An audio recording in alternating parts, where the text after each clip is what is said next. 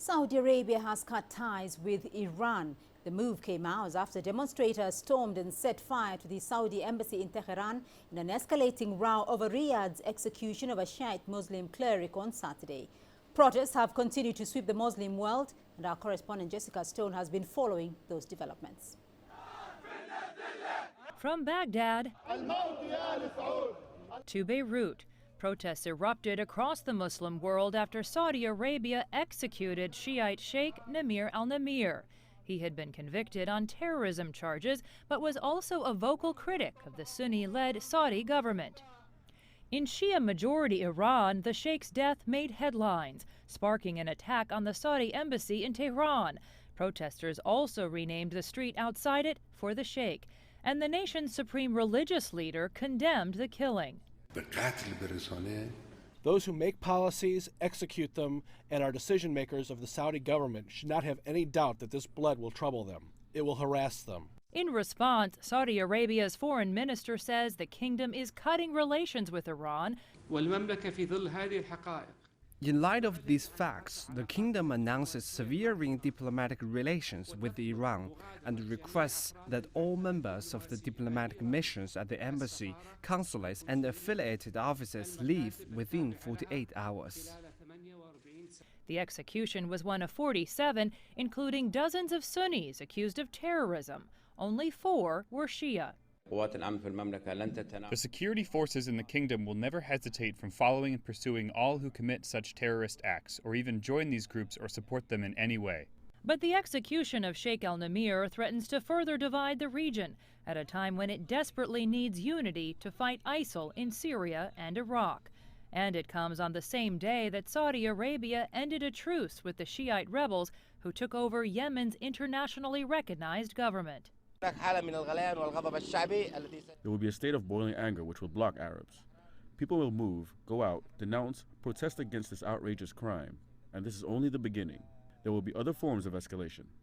The Sheikh's family has declared 3 days of mourning in eastern Saudi Arabia, where Saudi Arabia's Shia minority lives. The Sheikh's brother says the Saudis have already buried his brother at an undisclosed cemetery. Jessica Stone, CCTV, Washington. While Iran's deputy foreign minister, meanwhile, says Saudi Arabia's cutting diplomatic ties cannot cover up the mistake of executing a religious figure. Hossein Amir Abdullahian called the execution of Nimr al-Nimra a huge strategic mistake. He said no Saudi diplomat had been harmed in Iran despite the protests in the country. Amir Abdullahian also accused Saudi Arabia of taking a series of reckless actions that had escalated the regional situation. He said this had led to the spread of terrorism and extremism. He said the Saudi cut off the oil price has burdened people in the whole region. Let's get you more on that developing story now. CCTV's Yasser Hakim is joining me from Cairo. Yasser, has there been any word on the tensions between Saudi Arabia and Iran from the Arab League based in Cairo?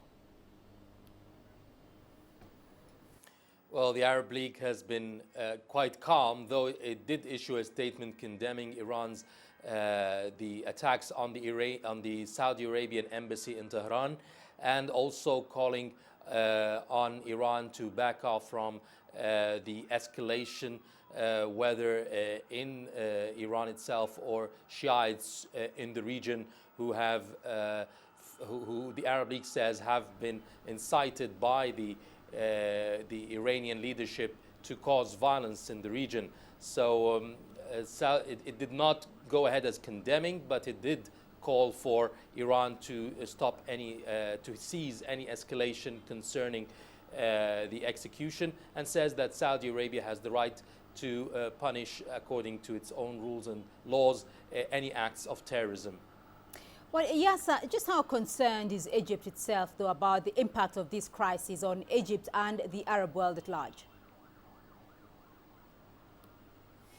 Now, Egypt in itself has very severed ties with Iran recently, and has not been on good terms with Iran, and has been backing Saudi Arabia in its policies of anti-Shiism.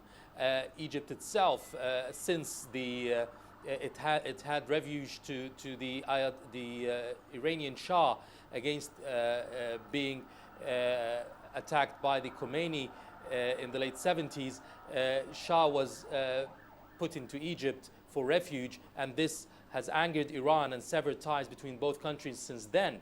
So Egypt, in spite of it against Iran in most of its policies, and has backed Saudi Arabia and the Gulf states, it at the same time is trying to ease tensions so not to increase the divisions in the region with all the political turmoil taking place now. So Egypt will try to calm the situation a bit, will try to find some kind of resolve to these issues, although on the whole, Egypt is against Iranian policies in the region. Well, yes, it does seem at this point, though, that the crisis may have split the Arab world. Can you give us more of an idea of which nations support Iran and which nations support Saudi Arabia, and what's the feeling in general? Now, 85%, if you take it on a Sunni Shiite basis, 85% of the Islamic world are Sunnis. However, in the last few years, Iran has managed to gain a lot of foothold in some countries, making use of the political tensions in the region. There is strong presence in Lebanon, in Syria, in Iraq itself, in also Azerbaijan, and as well in Yemen. The Houthis, who are fighting in Yemen now, are Shiites, or Shiite-backed. So there is a strong presence of Shiite political, not just religious presence, but political as well, and militias, with strong militias in Libya, as well as in Iraq and in Yemen. So these countries could be, in a way, not able to take a strong stance against Iran's expansionist policies. However, you have on the other side the Gulf states. They are all have those fears of Iran trying to take over the region, the Gulf Emirates, in the last few years. And Iraq has been, the former President Saddam Hussein has been seen as a protector of the Gulf region before he was deposed. So at this point, the Gulf states are against Iran. A lot of Egypt and many other Arab countries are also taking a stance against Iran. But the countries I just mentioned could be a bit weaker in this stance because of the strong presence of Shiites in their population. And also add Bahrain, which has a strong Shiite presence in its population. However, the monarchy itself is against Iran. Right, Yasser Hakim with that update there from Cairo.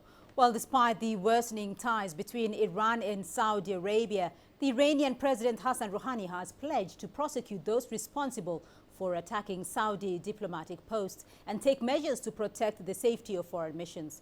In messages posted on his personal Twitter account, Rouhani blamed extremist individuals for the attacks on the Saudi embassy in Tehran and the consulate in the northeastern city of Mashhad.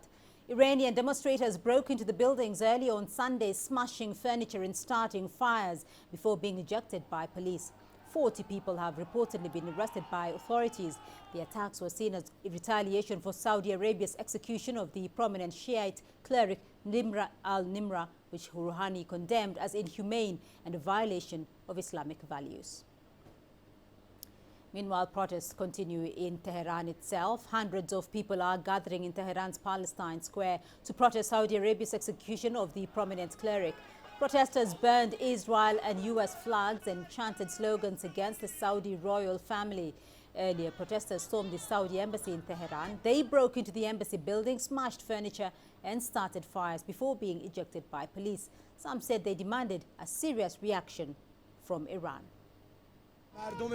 The people are here to tell the government that we expect them to show a serious reaction, and it shouldn't be said that we stay silent against this action. Today, the message of this gathering and other rallies throughout the country to the Shiites of Saudi Arabia is that we are with you and we support you.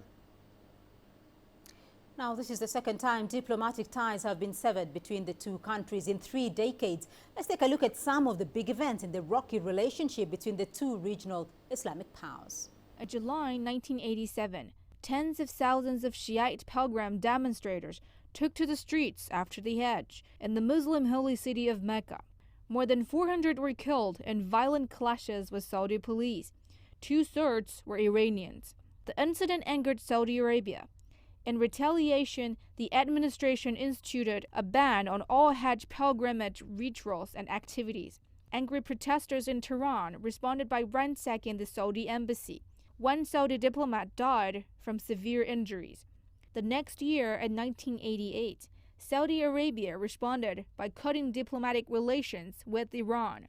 3 years later, during the 1991 Gulf War, Iran took a neutral stance and mended relations with Gulf countries, including Saudi Arabia. In March of that year, Saudi restored diplomatic ties with Iran. Bilateral relations were improved in the next decade. But entering the 21st century, ties between the two countries have once again deteriorated over Iran's nuclear ambitions and other developments and conflicts in the region. So there are several elements to this story now. Let's get you some perspective on this. And I'm joined from Johannesburg by Naim Jina. He's the Executive Director of the Afro-Middle East Center. Naim, thank you. Let's begin with the fallout of this spat. Just how concerned should Africa be over this?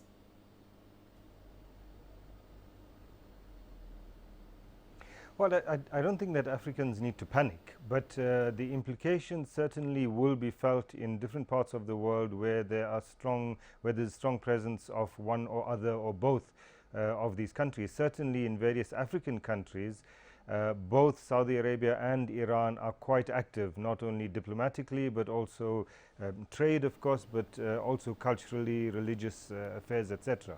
So in those countries, you could see that the spat that has happened in the Middle East kind of spills over. As I say, I don't think it's a great deal of panic that is required, but we need to be careful about where it goes. So there will be implications that are likely to be felt on a global scale here, but this is a rather complicated issue. Can we, at this point, though, at this stage, place any blame?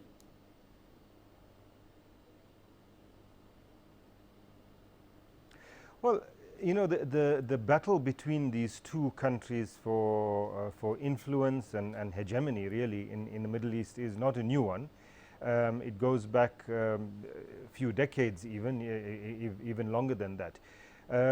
In terms of the immediate current issue, can we place blame? I think that the move by Saudi Arabia to execute Sheikh Nimr al-Nimr, despite various warnings by not only Iran, but warnings by human rights organizations, warnings by Western governments, etc., was really a bad move. And this has spiked the current situation. It has sparked the crisis that we're now finding. And so in some respects, I think that kind of blame goes to Saudi Arabia's very unwise move. One might say, however, that the response in Tehran with the attack on the Saudi embassy there was also unwarranted, also went beyond what was necessary. And so you're finding that the initial mistake might have been Saudi Arabia's, but there's a kind of tit-for-tat escalation that's taking place now.